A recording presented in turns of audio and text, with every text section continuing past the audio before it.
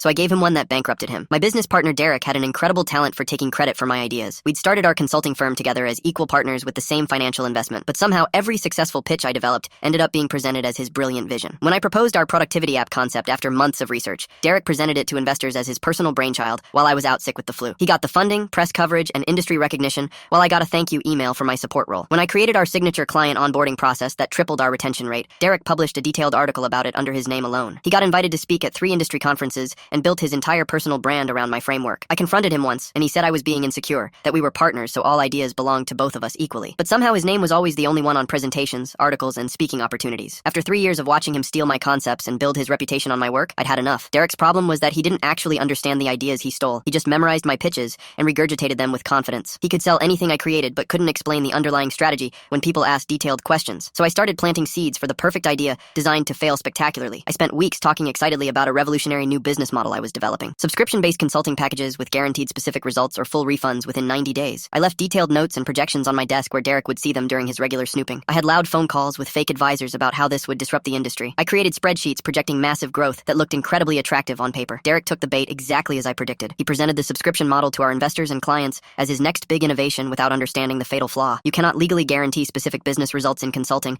because client success depends on factors outside your control. Their execution, their market conditions, timing, competitors, and dozens of variables no consultant can promise to fix. Within 2 months of launching, we had 50 clients demanding full refunds when they didn't see the promised results Derek had guaranteed in writing. Our insurance didn't cover it because Derek had structured the guarantee so aggressively to make sales. He'd promised exact revenue increases by specific percentages within 90 days, which was essentially fraud. He'd put it all in writing without consulting our lawyer. The refund requests totaled over $400,000. Derek had already spent most of that money on a fancy downtown office, hiring 6 additional staff, and buying himself a Tesla. He came to me panicking about cash flow problems and mounting legal threats. He asked if I had ideas to fix the disaster or could loan the company money. I told him I was leaving the partnership to start my own firm. I'd already secured funding from investors who appreciated my actual track record separate from Derek's stolen glory. I showed him the separation agreement documenting which intellectual property was actually mine versus his. Turned out almost everything valuable came from my work. Without me and with debt he couldn't pay, Derek declared bankruptcy within 6 months. The company dissolved and his reputation went with it as clients and investors realized he'd been taking credit for someone else's work. Business journals that featured him published follow-up pieces about the spectacular failure. Last month I saw him at a networking event trying to pitch investors.